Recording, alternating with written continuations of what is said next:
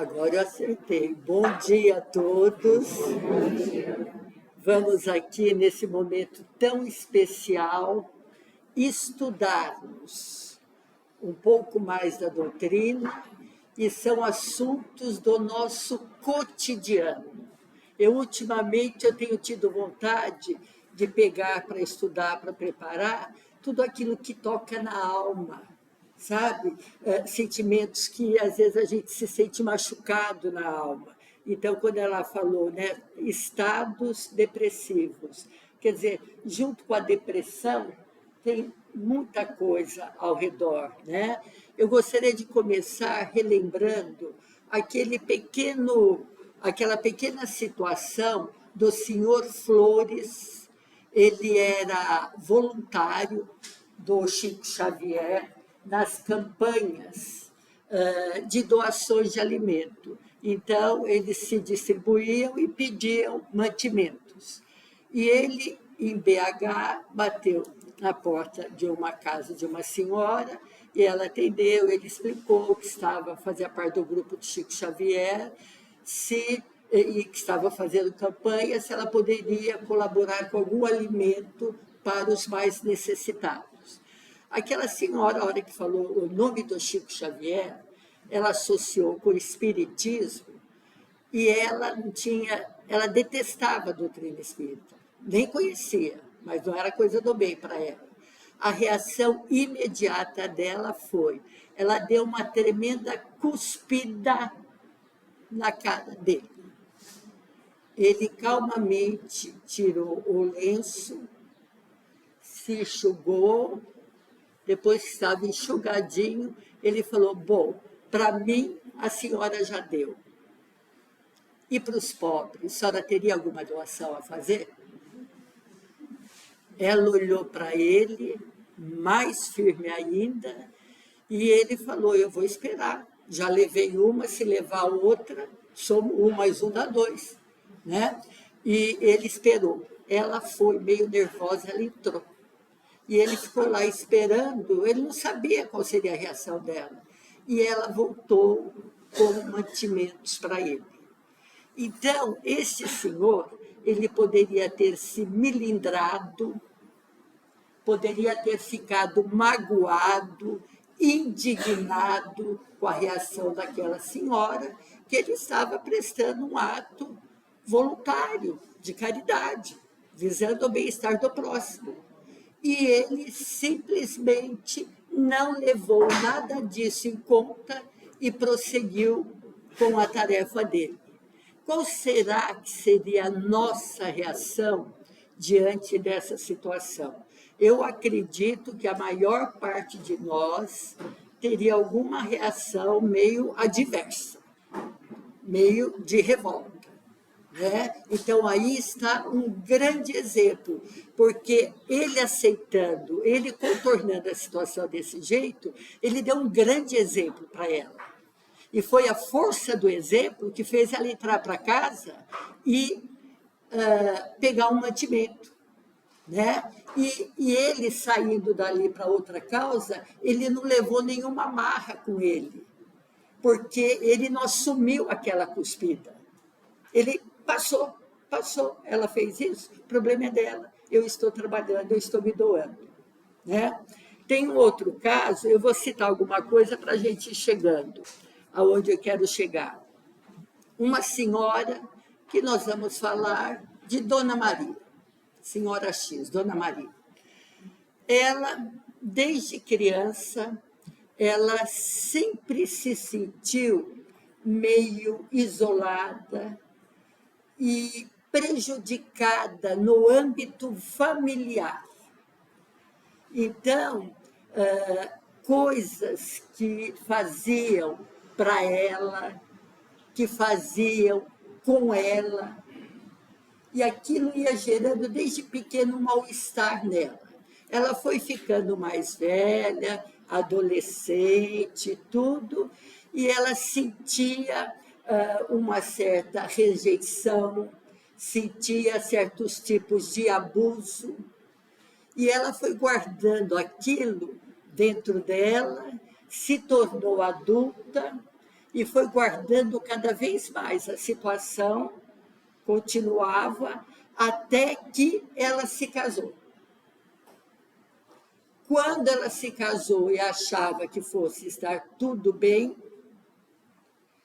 o marido começou a ser totalmente incoerente com ela em relação às expectativas que ele havia passado para ela. Então, ela foi dia a dia se sentindo cada vez mais depreciada, desvalorizada, e começou uma angústia, uma tristeza, um estado depressivo, porque foi somando desde criança. E ela não conseguia aceitar, ela não conseguia se perdoar dela ter aceitado durante todo esse tempo, durante décadas, o que fizeram com ela.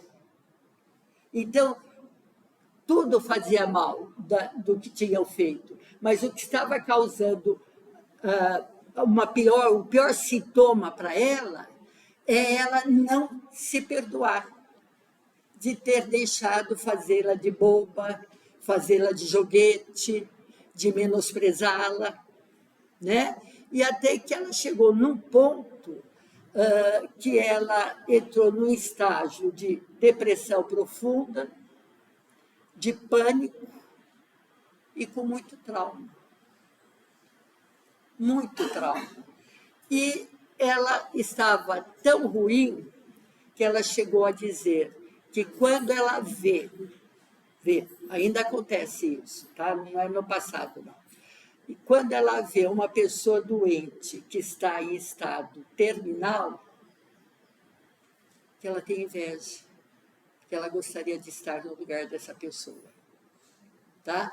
Como se todo esse estado depressivo e de traumas, se a gente parte e está sentindo tudo isso, nós vamos levar na nossa bagagem, porque são sentimentos, são estados de espírito que a matéria morre, fica aqui, mas o restante nós levamos com a gente, tá? Então, além de você não resolver o que poderia tentar amenizar, você ainda se tira o direito de viver fisicamente, então você aumenta muito mais o problema, né?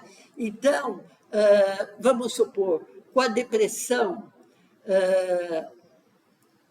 tem não sei quem que foi que falou nos vídeos que a gente assiste, se foi a Ana Beatriz, que às vezes, tanto o homem quanto a mulher, na vida, às vezes a gente pega um martelinho bonitinho, aquela madeira clarinha, ele tem um toque especial, muito delicado, para usar para coisinhas simples. E a gente dá esse martelinho para alguém da família da gente. Você delega alguma autoridade para alguém da sua família. E esse alguém, com o passar do tempo, pega esse martelinho, olha você, está deixando, me deu autoridade. O tempo passa, olha aqui. Então, chega num certo ponto, você levou tantas marteladinhas, estamos falando no sentido figurado, tá? Nós fomos delegando tanta autoridade pelo fato da gente não ter reação para enfrentar coerentemente. Não adianta gritar, não adianta bater, é tentar conversar. Mas esse alguém não quer conversar comigo, continua me prejudicando. Eu tenho que saudavelmente procurar ajuda, por exemplo, de um profissional, de um terapeuta, uma ajuda espiritual, como uma boa opção, o abençoado atendimento fraterno, que só o grupo que faz, consegue avaliar cada vez mais a importância disso, tá? Para a gente encontrar opções saudáveis para superar certas situações. Senão, a vida da gente, nós não nascemos para ser infeliz. Ninguém nasce para ter depressão. Agora, se a gente conserva de vidas passadas melindres, mágoas, qualquer coisa, nem foi com a gente, já a pessoa olha, fica em dúvida se conhece ou não, já está me olhando feio. Quer dizer, tem coisas que nós não administramos bem e que a gente joga para a gente. E quando você está convivendo, vamos falar, no âmbito de trabalho, no âmbito familiar, que é o mais comum, todos os dias, chega à noite, porque do trabalho você fala tchau até o dia seguinte, né? E em casa, à noite, café da manhã, sempre juntos. Então, você não procura alternativas saudáveis para amenizar o problema. E alternativas saudáveis são esses tipos de ajuda que nós estamos citando. E aí, aquilo que era simplesmente um melindre, que se tornou uma mágoa, um desânimo muito grande, gerou uma depressão, gerou pânico. E aí causa o quê? Em muitos casos, traumas. Vai somando. Vocês estão entendendo? Vai somando. Eu sei que com a gente não tem nada disso, né? A gente não tem melindres, nós não temos problemas familiares, nada, mas é por isso que eu falo, eu gosto de tocar naquilo que para mim também é importante ouvir, e sentir no meu coração, para a gente mudar a rota, porque senão fica complicado, né? E foi aí que eu peguei, e olha, diante de tudo isso que eu estou falando, cada pessoa reage de uma forma. Vocês viram o que o seu Flores fez, a forma com que ele reagiu. Ele não levou amarras para a casa dele, não deixou amarras no coração. Eu me lembro, um jogador, na época, eu acho que era do São Paulo, estava jogando e jogaram para acertar nele, mas não acertaram nele, acertaram perto dele, uma banana. E o juiz parou o jogo porque ele não reclamou. Sabe a atitude dele? Com o jogo rolando, a bola rolando, ele abriu, comeu a banana, jogou e continuou. Vocês estão entendendo? Não adianta. Às vezes, a solução maior dos nossos problemas está em nós. E nós vamos buscar socorro numa casa espírita, socorro na igreja católica, mas nós não mudamos. Então, a gente quer que a ajuda venha de fora para dentro. Né? É como quando você está com uma enxaqueca de causa emocional. Eu sou especialista em falar isso, agora, graças a Deus, eu melhorei. Tá? De causa emocional. Você vai até no pronto-socorro, toma um remédio. Aí o médico fala, melhorou? Doutor, graças a Deus, não estou sentindo mais nada, mas e se voltar? Por quê? Combateu o efeito, não combateu a causa. Se eu não souber administrar o problema de novo, ela vai voltar, eu vou no pronto-socorro, ela vai voltar, eu vou no pronto-socorro e gasto remédio na farmácia. Tá? Aí eu vou tomar passe, não vou mais no pronto-socorro, eu vou tomar passe. Chega na hora do passe, toda aquela energia boa. Estamos falando de passe, mas vale para uma igreja católica, qualquer templo religioso. Estamos falando porque estamos aqui. Então, o passista, com todo carinho, toda a equipe, transmitindo aquelas energias boas. Mas, na hora, a gente até relaxa. Ai, que ambiente gostoso, que maravilha. A hora que a gente sai, a gente se fecha para a energia boa e volta àquela rotina que nos faz mal. Certa feita foi uma mulher tomar passe com o Chico e ela já tinha feito de tudo, de tudo. Ela estava com uma enxaqueca assim horrorosa, não adiantou nada. Ela chegou desesperada com o Chico.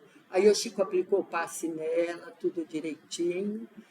e foi aplicando, a espiritualidade foi ajudando, ela foi se sentindo melhor. Aí, depois que ela estava bem, o Emmanuel falou: Chico, você está vendo essa dor de cabeça, né?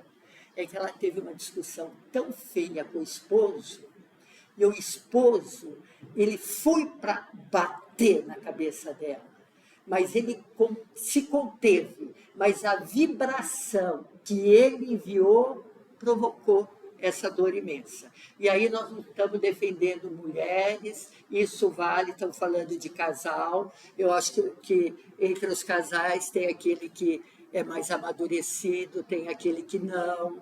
Às vezes um que age com mais coerência, o outro não. Então, não é que só nós mulheres, de repente a gente recebe uma vibração. Às vezes o homem que é coerente, que chega cansado do trabalho, de repente a mulher está muito incoerente e também pode ter uma vibração que não esteja boa, quer dizer que vale para todos nós, né? Então, depois disso daqui, que eu finalizei um dos sintomas como sendo uma junção, um combo que gera um trauma, nós vamos falar de alguns tipos de trauma, tá? Deixa eu ver a hora aí. Quais os tipos de traumas emocionais?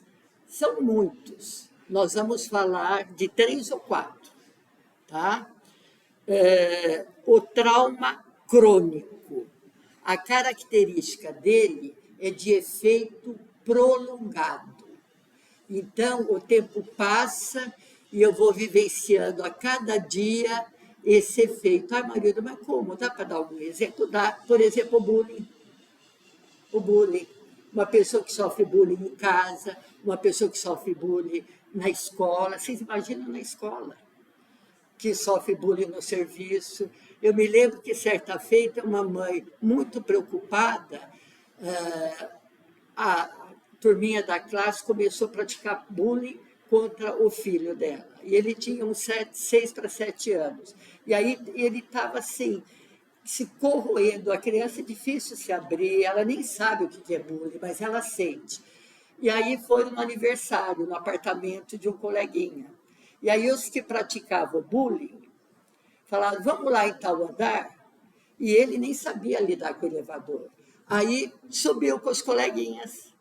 E aí papo vai, papo vem, todos saíram, já fecharam, quando fecharam a porta, já apertaram, antes de sair, já apertaram o andar. O menino se viu perdido lá, fez tudo xixi na calça, chorava desesperado. Então, aqui seria um trauma crônico prolongado. Abuso emocional, chantagem, seja no serviço, seja na própria família. E quem tem tendência a fazer chantagem vai pegar aquela pessoa que está mais fragilizada, que está dando a permissão. E aí faz sempre que pode a chantagem emocional. E neste ínterim pode passar semanas, assim, meses, pode passar décadas, tá? E é assim, falamos do bullying, da chantagem emocional, violência doméstica, tá? Vamos supor uma criança que ela cresce vendo o pai e a mãe brigando, às vezes um batendo no outro, depois fica tudo calmo. Ela já está machucada, ela fala, graças a Deus. Depois, no outro momento, outra violência doméstica. Depois, outra. Então, vai se tornando, não é esse exemplo, né? No caso da criança, um trauma crônico, porque é uma situação que fica prolongada. Vocês estão acompanhando? Depois, deixa eu ver também, fala aqui do crônico, a negligência, né? Vamos supor, pais negligentes, conscientes ou não da negligência. Eles podem gerar uma baixa estima nos filhos, eles podem gerar uma dificuldade de aprendizado, Por quê? Está sendo sempre negligente, sempre. Tá? Eu me lembro de casos que eu estava presente inúmeras vezes, a filha de 6 anos pedindo para o pai e a mãe parar de beber. Nem o pai nem a mãe paravam. Né? Então, gera trauma? Gera trauma. Né? Então, a negligência pode causar baixa estima, pode causar agressividade, pode causar... Mas aí, peraí, se eu já tenho essas tendências como pai ou como mãe, meu filho veio como meu filho, se eu não der conta, não é meu problema. Não, não é assim. Porque nós chegamos aqui com compromissos assumidos. Tá certo? Que muitas vezes a gente foge do rumo que assumiu. Né? A maior parte das vezes a gente dá as escorregadas. Mas, às vezes, aquele pai que tem um filho com muito problema, ele pode ter assumido que vem esse filho no meu caminho, que eu tenho vínculos no passado com ele e eu quero me doar o que puder para consertar as atitudes infelizes. E, às vezes, tem aqueles espíritos nobres que não é questão de espiar, de corrigir o que fez, mas que se propõem a ajudar, assumem esse compromisso. Né? Então, de todo jeito, é uma responsabilidade grande nossa. Então, olha só, e tem coisas, eu gosto de deixar bem claro, a gente dá exemplo, mas nós não podemos generalizar. De repente, o meu filho, a minha filha, tem dificuldade de aprendizado. Então está com trauma por causa disso, por causa daquilo. Então, cada caso é um caso para um profissional analisar, né? E, no caso da casa espírita, ter todo o cuidado no sentido de auxiliar, de aconselhar uma pessoa que vai conversar, por exemplo, no atendimento fraterno, é usar de positivismo. Mas está enganando. Não, não está enganando.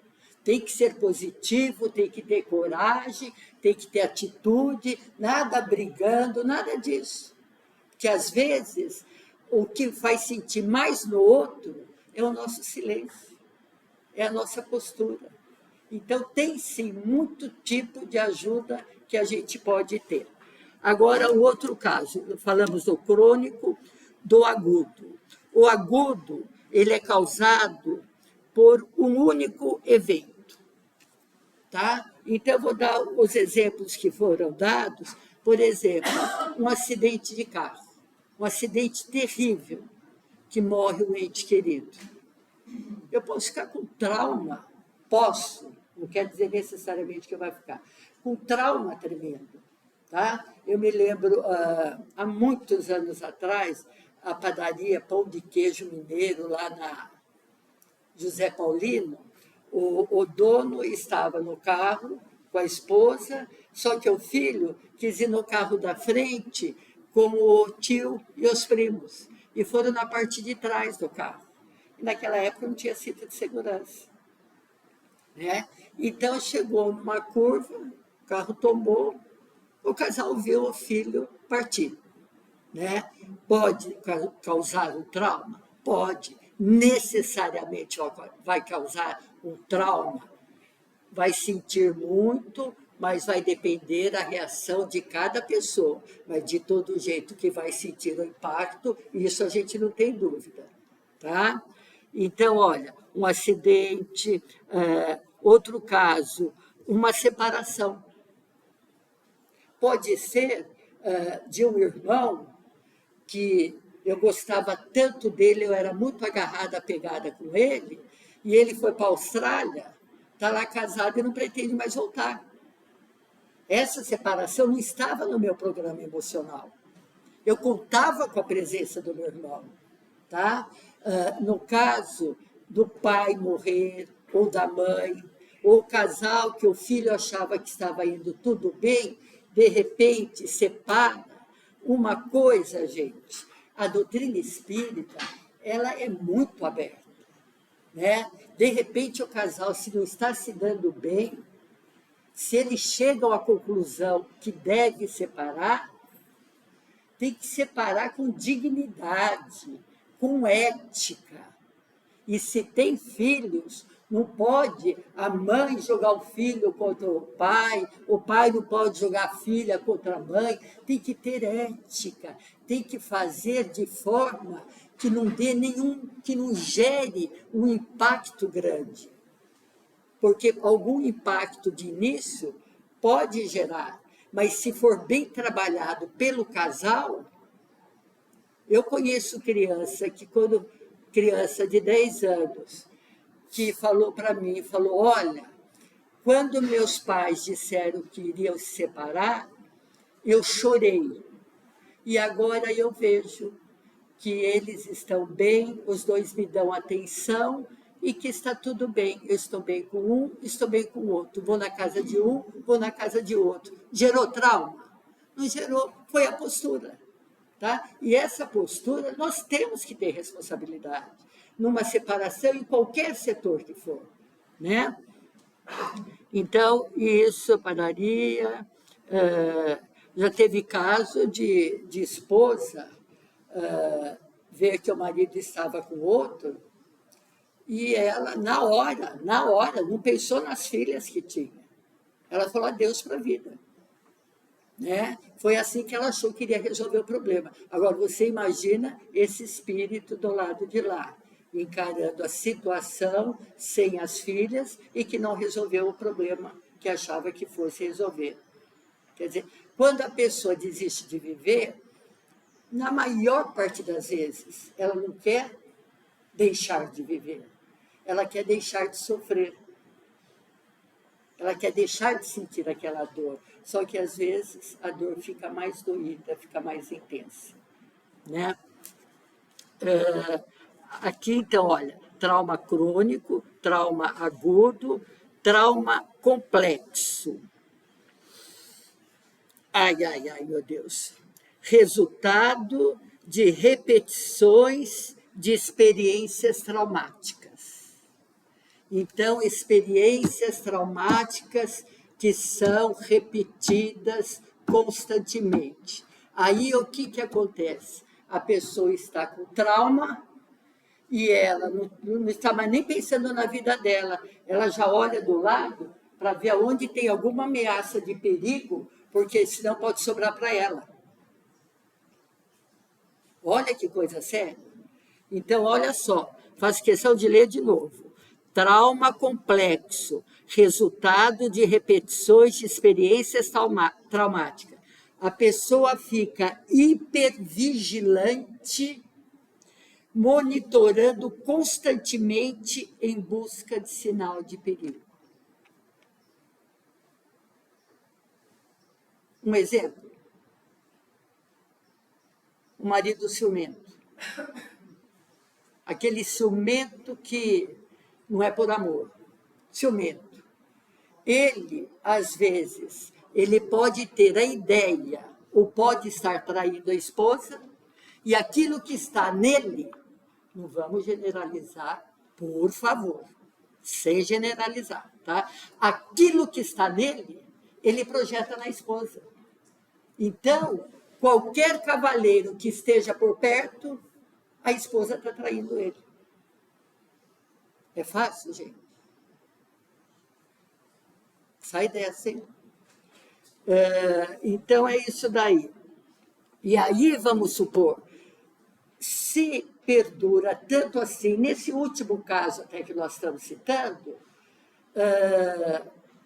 e voltando no exemplo da pessoa que não se perdoa de ter deixado ao ponto chegar onde chegou, nós temos que analisar o seguinte: cada um dá o que tem para dar no momento.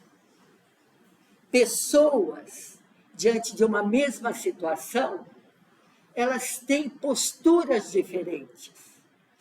E tem aquelas que conseguem ter posturas muito mais coerentes do que outras. Né? Mas aí o trauma ele vai se somando. E tem aqui, a gente delegou martelinho, filho. Não tem parafuso, não. É no sentimento, é no ponto fraco. O vovô falava para mim, falava, Marilda, quanto mais a gente se curva, mais montam no cavalinho. Então, você tem que ter uma postura ética, coerente, de bem com a vida e falar, é assim e não é assado. Né? Eu sei que na prática é difícil, mas não é impossível.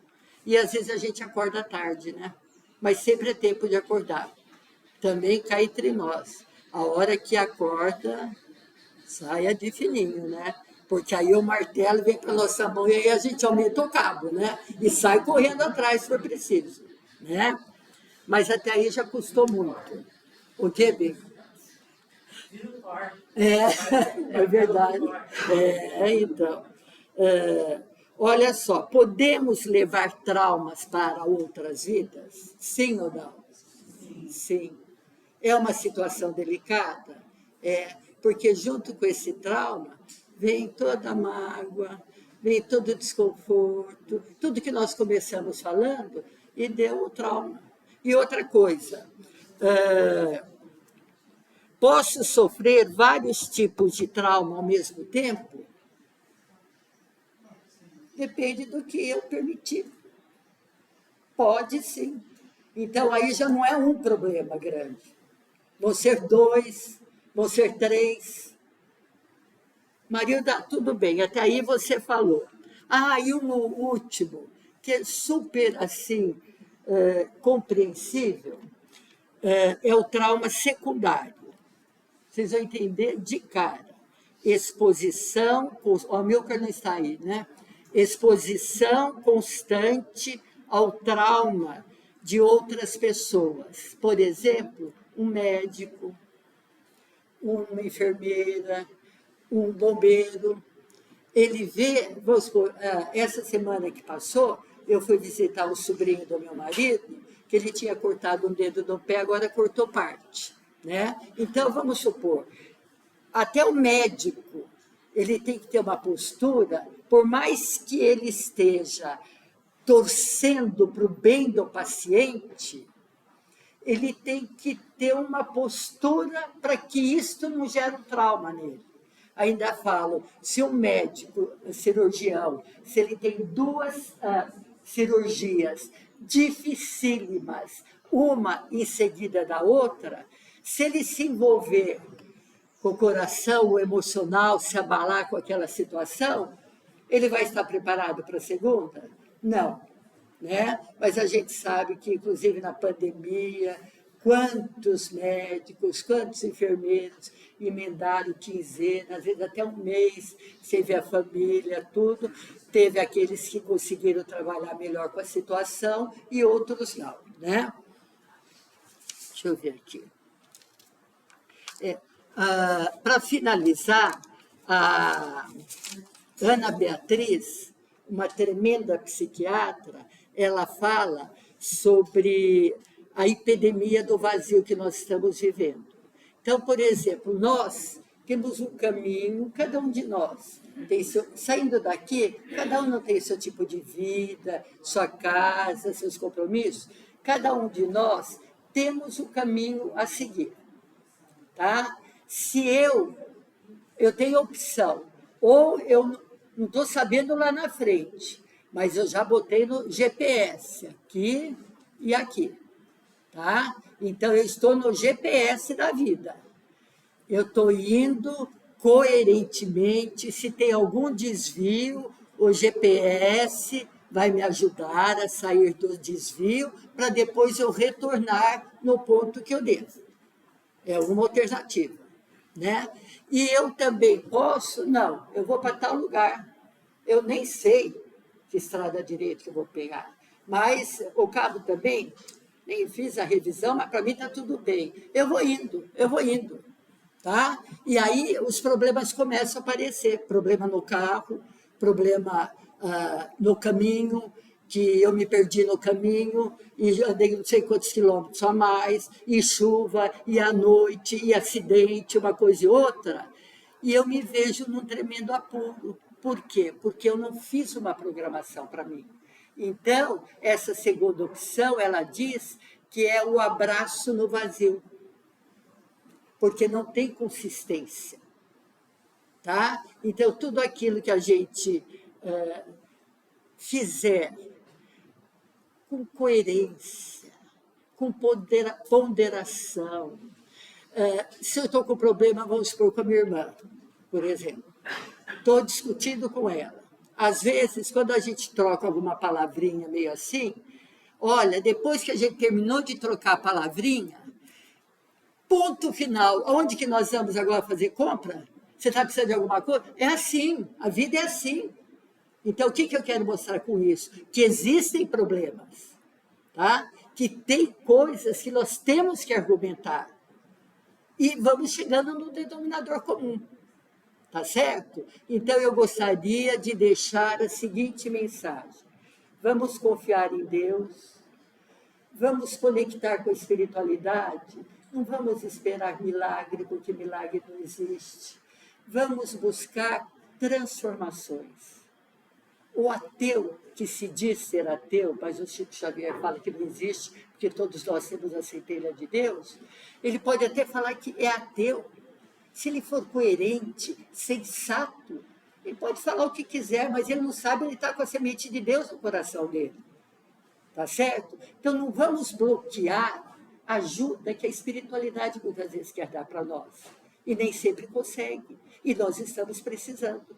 Tá? Então, que sirva de reflexão essa nossa conversa e até uma próxima, se Deus quiser. Né? Não passei do tempo, você viu, né? Tá? Que Jesus abençoe a todos. Viu?